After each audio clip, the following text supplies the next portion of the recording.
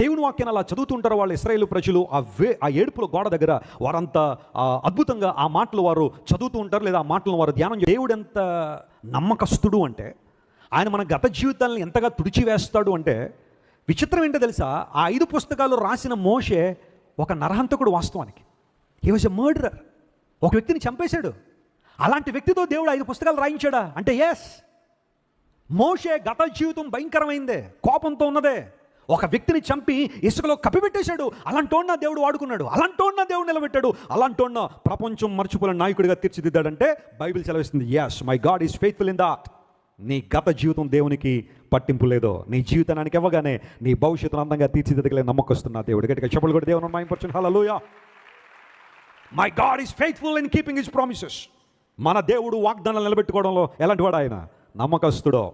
అబ్రహాము నమ్మాడు, వాగ్దానం చేసిన వాడు నెరవేరుస్తాడు అని నమ్మాడట. ఆయన నమ్మదగిన వాడు. మనుషులు వాగ్దానాలు చేసి మర్చిపోతారేమో, కానీ దేవుడు వాగ్దానాలు చేసి ఏం చేయడు చెప్పండి?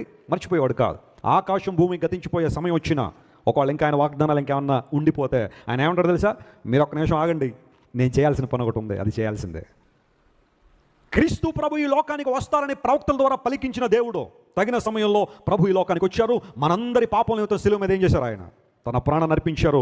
తాను చెప్పినట్టుగానే 3వ రోజున మరణాన్ని జయించి తిరిగి లేచారు.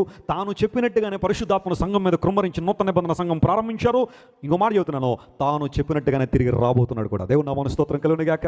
యేసయ్య రాకడను అడ్డుకునే వాళ్ళు ఎవరు లేరు. ఆ రాకడ ఆలస్యం అయిపోయిందని చెప్పడానికి లేదు.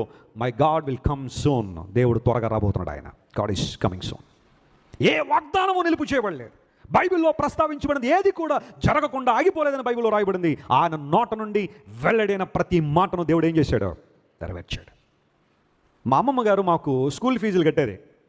ఒకరోజు మా అమ్మగారి దగ్గరికి వచ్చి, అమ్మ నేను ఇంకా మీకు స్కూల్ ఫీజులు ఇవ్వలేను, కాల్మూరులో మందిరం కడుతున్నాను, చాలా డబ్బులు అవసరమై ఉన్నాయి, అందును బట్టి ఏమనుకోవద్దు, పిల్లలకి ఇంకా ఈ మంత్ నుండి నేను డబ్బులు ఇవ్వను.